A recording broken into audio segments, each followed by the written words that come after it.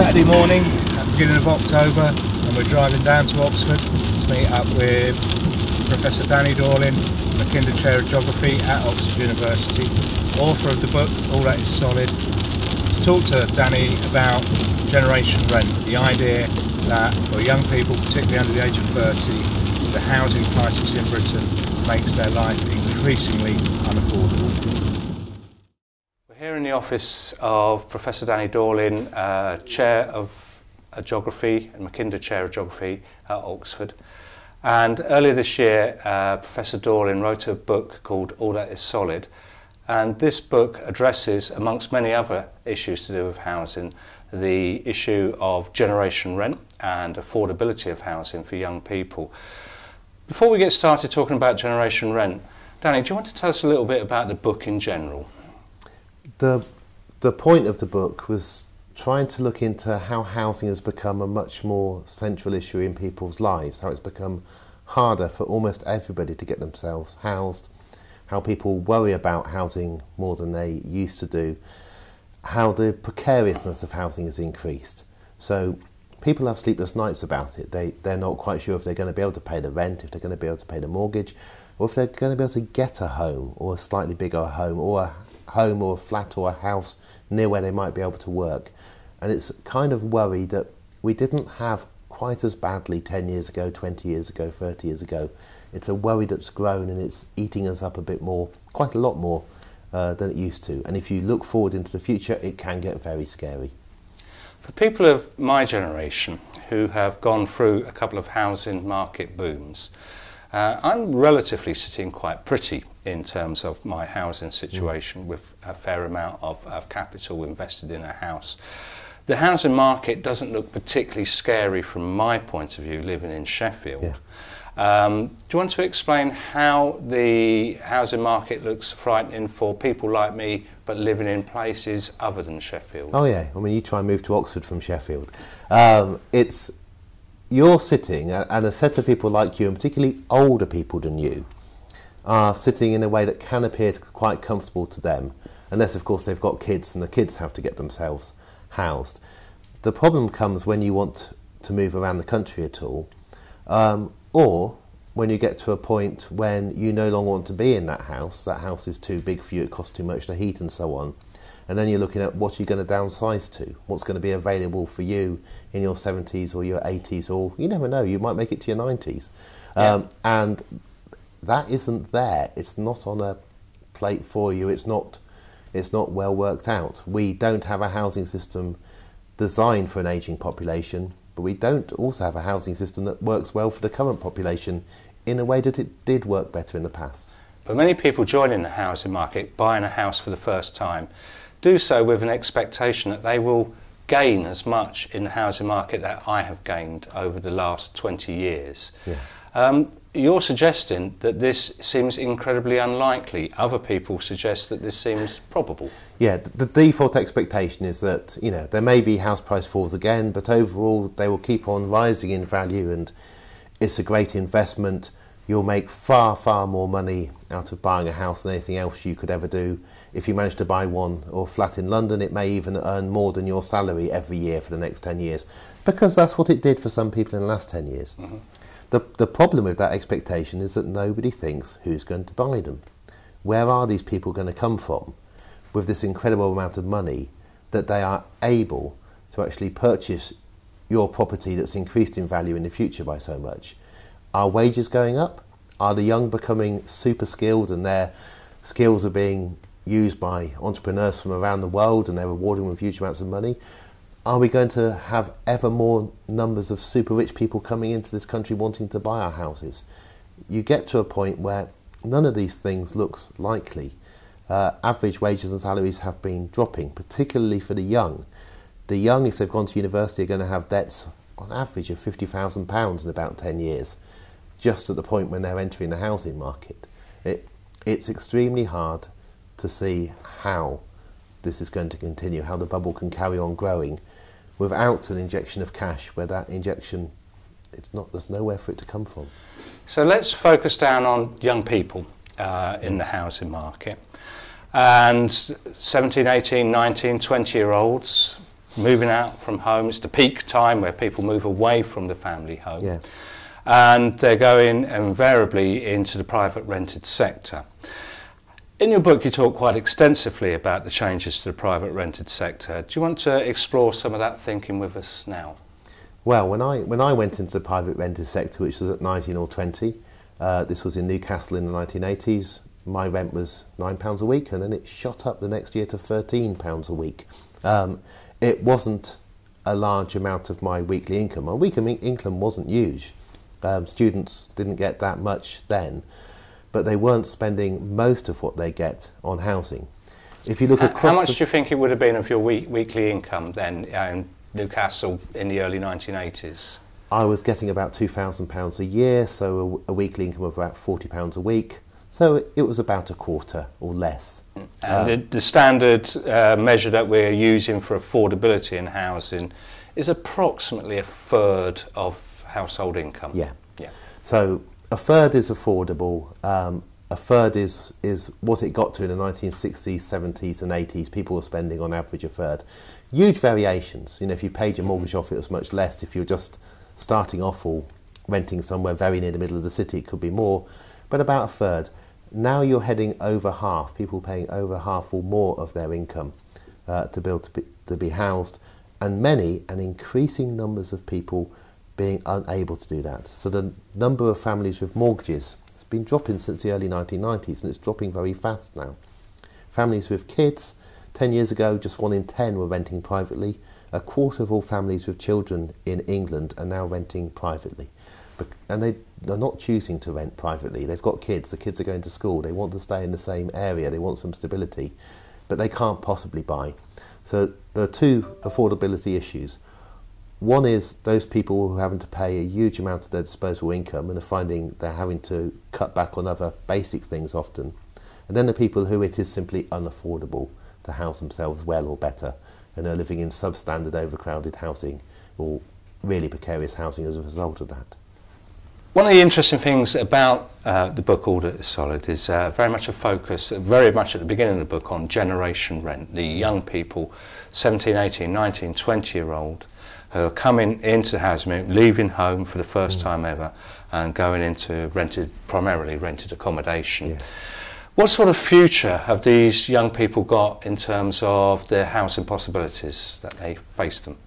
Well, this is almost all private renting because they won't qualify for social renting because they don't have kids or don't have usually some other need that means they qualify.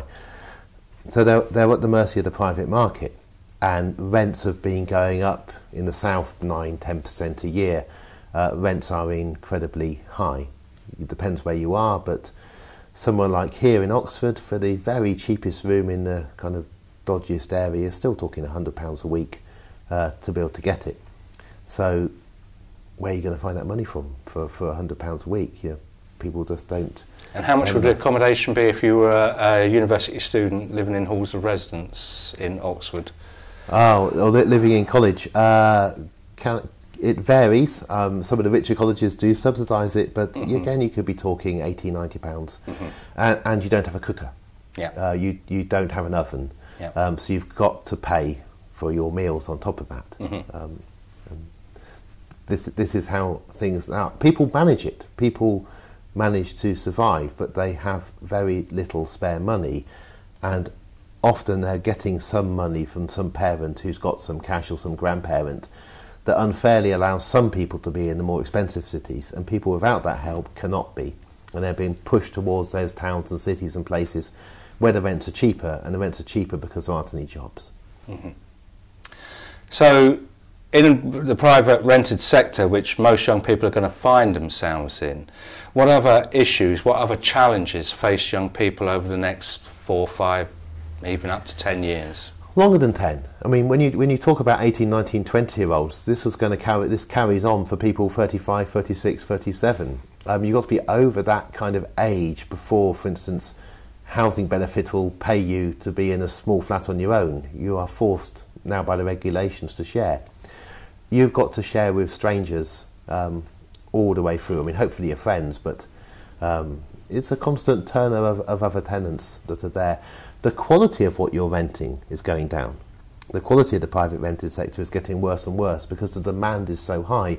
There is no need for people to present the property nicely to get tenants, and that's a shocking change in the situation we've seen. It was never high in this country. We've had the worst quality private renting in Europe, but the quality has actually gone down because landlords have no need to improve the property because they can get tenants because people are so desperate for housing. One of the arguments that we see quite often in the media at the moment is the idea that many of these housing problems would be solved both in terms of purchasing and in terms of renting if only we built more houses. And we see all sorts of ideas being floated. There are incentives for private house builders. There's a £500 million fund available to them. People are even talking about building of new towns or adjuncts to existing towns, biting into the green belt. In your book, you're quite sniffy, you're quite doubtful about the efficacy of these types of ideas. Yes, because there isn't much evidence that this actually works. I mean, it sounds simple, you know, we've got a housing problem, let's just build lots of flats and houses and it'll be sorted out. The problem is that people do have an increasingly unequal distribution of income. So most people in society are on far less than the mean average income. They just don't have the money to allow them to access new housing even when it's built. A small group of people are doing very well and their incomes are going up more, and they can afford to get a second home in London, so they're actually occupying 2 homes, or a third home somewhere else, or to occupy a home that's bigger than they need. And the increased inefficient use of our housing means that even if you were to build much more now, unless other things change, most people will not be better housed because they're not financially able to purchase their way. We've got a market that's simply too unregulated. Markets work when they're better regulated. Our market's become incredibly unregulated. You can kick a tenant out with just 2 months' notice. All the power ends up in the hands of those who've got the most money, less and less power for other people. And people are trying to make livings and wealth out of other people's housing needs. People are investing in housing, buying up blocks of flats, buying houses to rent out to people at a profit. And while people are trying to make money out of housing, the cost of housing goes up for others. It used to be the case that housing was a pretty boring good. It would be built, you'd borrow from a building society which didn't make a profit to build your house. The house would be built by a builder, not one of these great big monopoly big builders, but by a local builder who'd make enough money to get by but wouldn't be trying to become a multi-millionaire themselves. And housing was much cheaper when fewer people were intervening themselves between you and your bed. That's now gone. The people who invest in building student flats want a big return for the money they're investing. It's a way of getting more and more profit. And because you have to be housed, this is a great way of making money out of people because they can't say, oh, I don't fancy having a bed tonight. Yeah, I'm not going to buy this good, I'm going to buy this good instead. Yeah, housing is good that you have to have in all circumstances. Although, again, you take that idea in quite an interesting direction in your book, when you make quite a bold assertion that there are probably more bedrooms in Britain today than at any point in Britain's history, and that not only are there more bedrooms, but the quality of housing is probably greater today than at any other point in Britain's history as well. Although the quality in private renting is going down, the overall quality of housing is higher than ever. Double glazing, central heating, it's much better. We've built an enormous number of bedrooms in the last 10 years. We've built them over garages, we've built them in attics. We now have something between 30 and 40 million bedrooms or potential bedrooms which nobody sleeps in at night. They might be being used as studies or other things or a guest bedroom. But seems a staggeringly high figure, 30 to 40 million potential rooms. bedrooms not used by anybody in Britain. Or not used most nights. Yeah. And it's partly because people are moving around more, you know, almost half the young population are going to university. A very large number of those are going away from home, so mum and dad are kind of keeping a room for them in a home, but that increases the number which aren't being used. But most of the reason for this increased number of empty bedrooms is ageing. People get themselves a 3-bed semi when they have kids. The kids eventually leave, they stay in the 3-bed semi, one of them dies, mostly the man. she stays in the 3-bed semi until she dies. Might be 25, 30 years before she dies. And ageing is good, but we have an increasing number of elderly people living in family homes. Would you be one of those commentators, which there are a number, that have suggested quite strongly that housing may become the pinch point which will lead to what people call intergenerational conflict, that the interests of the elderly population, a growing population, are different from the interests of a young population, which is actually one of the smaller proportions of our overall population, as it has been for many years? Yeah, or for 30 or 40 years we've been having less than 2 kids per couple, so the young population is getting smaller and smaller. There is a growing generational conflict. The conflict between rich and poor is even bigger, because if you're young but your parents are rich, you're much more likely to be okay as long as you get on with them. Mm-hmm. You now have to get on with your parents because you're guaranteed that you'll be housed in future. Mm-hmm. So in a way you have conflict even there amongst the rich, but it's elderly people have looked after themselves. It's in our interest that interest rates remain low so that we're paying a small amount back on our mortgage. It's in our interest, if you're elderly, that tenants have really bad rights so that we can buy a house and rent it out to them, and then if we don't like them or we fancy trying to get somebody who could pay a higher rent, we can just evict them. That's not normal in Europe. In most European countries you can't simply evict your tenants because you fancy getting a bit more money in the short term. It takes longer to move them. In Germany you have to buy them out. You have to offer them a sum of money until your tenants are willing to leave. And that's much more choice and freedom. And in Germany you have far higher quality private renting, you have far higher quality owner occupation, and housing is cheaper.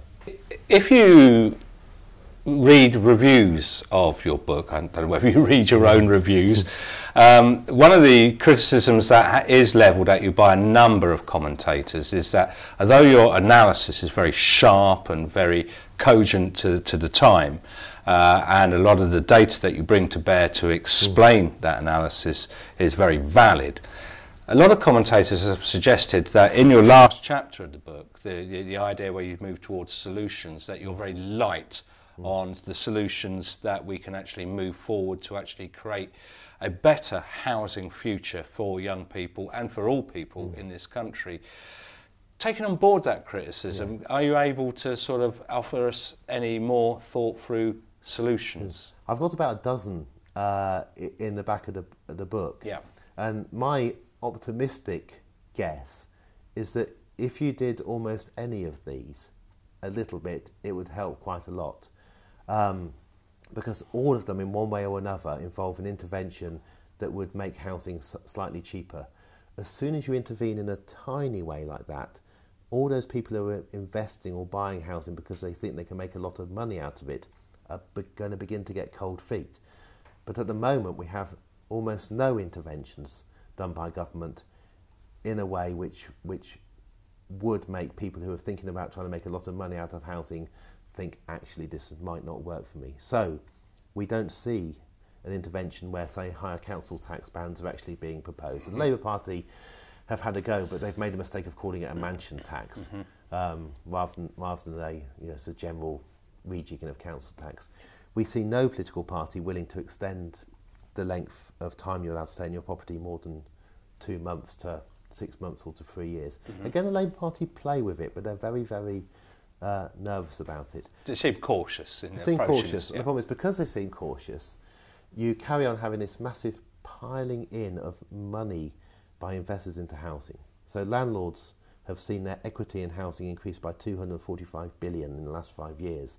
They are buying up more and more houses and flats to turn them into private renting because they think they can make so much money out of tenants. Let's just remind ourselves of that figure, £240 billion increase in equity held by private landlords. 245 billion in equity. Yeah, that 5 billion probably counts, yeah. 5 billion's a lot. Yeah, it is indeed, yeah, more than we're ever going to have. Yeah, or half the cost of running all Britain's universities in the year, and that's just the 5 of the 245 in just 4 years. And this is because they could charge higher rents as people became desperate after the crash to live. They used those rents to buy more homes. The value of those homes rose in London and the South East. They could charge even higher rents because people couldn't buy homes because the value of homes was renting. Landlords then buy more again, the value rises, landlords feel they're richer, they charge more rent because they think it's okay to charge a higher rent because look how much the house is worth. And this carries on and on till you get to a cracking point. Now, the housing benefit system is underpinning it at the bottom, and the optimism of young people is keeping it going, because ever-growing numbers of young people are migrating to London and South East in the hope that they can have a career, and they're willing to live on extremely little money after they pay for their housing because they want to have a future, and they can't see that much of a future in parts of Scotland, in the north and so on. And that is keeping the whole bubble going. I mean, I think at one point you referred to it as like the plan of an evil genius. Yes. Only an evil genius could have thought up a plan which took so much money into the hands of so few people. Yes. As a result of the private rented sector. And of course, some of that's also propped up by housing benefit as well. Yeah, but this wasn't. This is a fictional evil genius. The original plan, I mean, bless her, it comes from Maggie. Was that we'd have a property owning democracy. More and more people would own their own home. She created the current housing benefit system. She never meant it to end up with what it currently is. That really, the state paying money in effect directly to landlords who are only 2% of the population to enrich this tiny 2% of the population. The evil genius doesn't exist, but that's what it can look like. And a lot of people do believe that there's a kind of conspiracy theory behind this, and there are a group of people rubbing their hands together saying this is what we want. Now, there are the big building firms, there are some very big private landlords, but it's largely by accident that they got into this position. It was part of the outcome of the economic crash that they suddenly found huge opportunities to make a very large amount of money out of people's needs to be housed. Let's go back to Margaret Thatcher, the Downing Street years. I remember it well, as I'm sure you do. The property owning democracy that Margaret Thatcher was a central part of her appeal to the electorate through the 1980s. And of course, perhaps one of her most successful policies was the ability for people, social housing tenants, to have the right to buy their council houses. Yeah. This has been attributed to a large part of her political success, this particular policy. Decades on, 2 decades on, how has this played out, and what are the consequences of this with hindsight? When it was very, very popular, there were a lot of people who didn't want the council to be decorating their house or telling them what they could do. They wanted to do it themselves. I've always supported the right to buy. I've always thought it was an increase in freedom. You just needed a right to sell and other things to make the whole system work. Originally, the right to buy resulted in the biggest ever transfer of wealth to the poor. So the poorest 10% in Britain had about 3% of all wealth when Maggie came into power. They had 4% when she left because of the transfer of wealth due to the right to buy. But that's all gone. It's all gone because the only people who made that money were the initial ones who bought their house. They've almost all now sold on. Often those homes have been bought by private investors who are now renting out the same house at a far higher cost than the council ever did, and doing almost no repairs to it, whereas the council would, thinking long term and do it. So the end result has been no improvement, a reduced standard of living for people in the bottom tenth of society who can no longer get themselves housed by the social sector because it's shrunk so much. The private sector is now bigger than the social rented sector, and it went wrong. I do worry that the conversation that we've had, that if I'm 17 or 18 and 19 and listening to this conversation, that this is a narrative of despair and despondency, and that there doesn't seem so much as a glint of sunshine coming through these dark clouds. Is there anything positive that we can draw out the current situation in Britain in terms of the housing market? Is there any bone that we can throw? There's a huge amount of positive thing. All this housing, all these flats, all these homes exist. They are there. The settled population is declining in size. More people are coming in, but the number of people to be housed is actually going down. It's not as if we've had some kind of enormous earthquake that has knocked our housing down. Then you'd have to worry about how on earth are we going to rebuild it. What's happened is that we've organised ourselves in a worse and worse manner, and that's why people are finding it hard to be housed. So the solutions in one sense are relatively easy. They're not easy in the fact that if they were that easy we would have started on them already. It's not an intractable problem, it's a tractable problem. It's not intractable, and also young people have only got to go and look at almost any other country in Western Europe or in Japan or in other places to see how you house yourselves better, how you make sure the jobs are near where you're living so you don't have these enormous commutes, how you treat people in a good way so that they can have a life that isn't simply working to get the money to pay the rent. So there are all kind of places you can look to be positive. Because Britain does so badly at this, there are loads of places where we can learn lessons from. I would be positive about it. I think it will get better. What young people do need to do is to complain a bit more to their parents and their grandparents, because one problem they have is their parents and grandparents often think they're just moaning, and it was tricky in their time too, and they don't realise it has got worse for the young, and it is harder for the young than it was for them. So, generation rent, is it a reality or is it a myth, Danny? Currently it is a reality. For people in their 20s or early 30s who are renting, if things carry on as they're going, they will have to rent for all the rest of their life. The majority of them are already renting from the private sector. That is getting much bigger rapidly. So they'll be paying money to landlords who will be becoming, on average, very, very rich as a result of this for the rest of their lives because of the way we now organise housing, and most of their parents didn't have to do this. Well, thank you very much, Danny, and thank you very much for your time. Thank you.